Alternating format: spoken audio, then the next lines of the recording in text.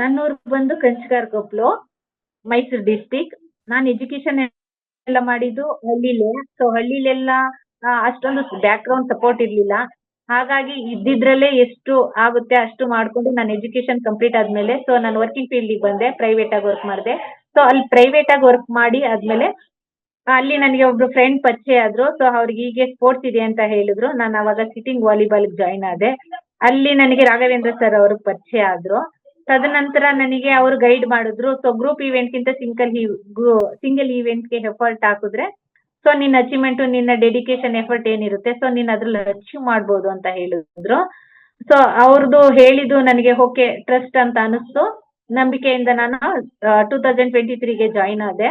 Athletic ಬಂದೆ. So ಅಲ್ಲಿಂದ ನನ್ನ ಕೆರಿಯರ್ ಅಥ್ಲೆಟಿಕ್ಸ್ ಶುರುವಾಯಿತು. ಸೊ ಈವೆಂಟ್ ಬಂದು ಶಾರ್ಟ್ ಬುಟ್ ಡಿಸ್ಕಸ್.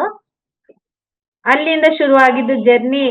ಸೊ 2 ವರ್ಕ್ ಮಾಡ್ಬೇಕಾದಾಗ ನನಗೆ ತುಂಬಾ ಸ್ಟ್ರಗಲ್ ಅನಿಸ್ತು. ನಾನು ವರ್ಕಿಂಗ್ ಡ್ರಾಪ್ ಔಟ್ ಮಾಡಿ ನಾನು ಬ್ಯಾಂಗ್ಳೂರಿಗೆ ಬಂದೆ ಪ್ರಾಕ್ಟೀಸ್ಗೆ.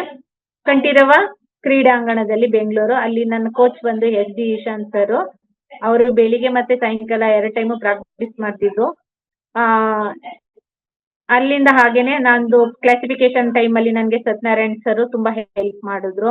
ಹಾಗೆಯೇ PCA ಇರುವಂತ ಜನರು ಸಹ ನನಗೆ ಬ್ಯಾಕ್ ಸಪೋರ್ಟ್ ಆಗಿ ತುಂಬಾ ಹೆಲ್ಪ್ ಮಾಡಿದ್ದಾರೆ. ಹಾಗೆಯೇ ಕೋಚ್ ಬಂದು ದಿವಾಕರ್, ಪುಷ್ಪ ಮೇಡಮ್ ಅವರು ಸಹ ನನಗೆ ಹೆಲ್ಪ್ ಮಾಡಿದ್ದಾರೆ. ಹೀಗೆ ಎಲ್ಲ ರೀತಿಯಲ್ಲೂ ಸಹ ನಾನು ಅಚೀವ್ಮೆಂಟ್ ಮಾಡಿ ಮುಂದೆ ಬಂದಿದ್ದೀನಿ. ಸೊ ತುಂಬಾ ಸ್ಟ್ರಗಲ್ ಇಂದ ಬಂದಿದ್ದೀನಿ. ತುಂಬಾ ಬಡತನದಿಂದ ಬಂದಿದ್ದೀನಿ. ಫೈನಾನ್ಷಿಯಲ್ ಏನೂ ಇರ್ಲಿಲ್ಲ. ಈ ರೀತಿಲಿ ಸೊ ಒಂದು ರಿಲೇಟಿವ್ಸ್ ಅಲ್ಲಿ ಮನೆಯಲ್ಲಿ ಇಟ್ಕೊಂಡು 2-3 ಬಸ್ ಹತ್ತು ಪ್ರಾಕ್ಟೀಸ್ ಮಾಡಿ ಈ ದಿನ ನಾನು ಇದೊಂದು ಅಚೀವ್ಮೆಂಟ್ ಮಾಡಿದ್ದೀನಿ. ಸೊ ನನಗೆ ತುಂಬಾ ಖುಷಿ ಆಗ್ತಿದೆ. ಸೊ ನಾವು ಎಷ್ಟೇ ಕಷ್ಟಪಟ್ಟರು ನಮ್ಮ ಪ್ರತಿಫಲ ಸಿಗುತ್ತೆ ಅನ್ನೋದಕ್ಕೆ ಇದೊಂದು ಎಕ್ಸಾಂಪಲ್ ಅಂತ ನಾನು ಹೇಳಬಲ್ಲೆ.